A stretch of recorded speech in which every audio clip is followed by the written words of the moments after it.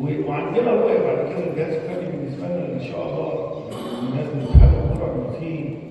بعض العناصر البدايه ان شاء الله الولاد الصغيرين اللي هو كان في منتخب الشباب في كاس العالم والبطولات اللي فاتت ان شاء الله يتواجدوا فيما بعد ان شاء الله، سواء اي حد موجود بعدين في كاس يقودوا الكره المصريه مع زمايلهم الموجودين. فعايز اقول ما كانش سهل ان انت تدخل عناصر جديده، وكانت عايزه جرأه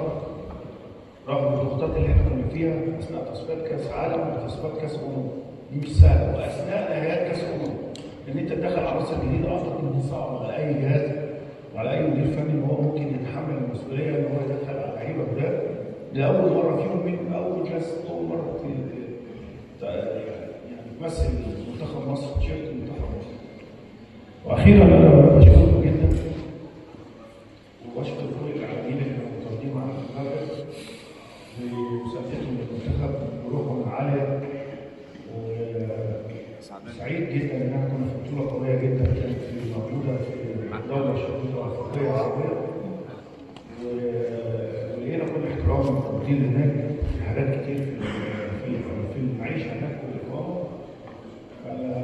من البطولات اللي كانت مهمه جدا في تاريخ الكره المصريه، وانا سعيد بما ربنا وفقنا فيه. ان شاء الله مزيد من التعاون ومزيد من الاحساس بمجهود اللي حصل من الجميع، خاصه اللاعبين والجهاز الفني. الموضوع من اول بقالنا سنتين دلوقتي بنكافح ونقاتل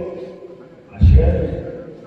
نفرح الشعب المصري ونفرح جماهيرنا اللي هي بتثق فينا. وانا سعيد باحساس نقد الشارع في الفترات الاخيره وهي بعيد حتى لما رجعنا،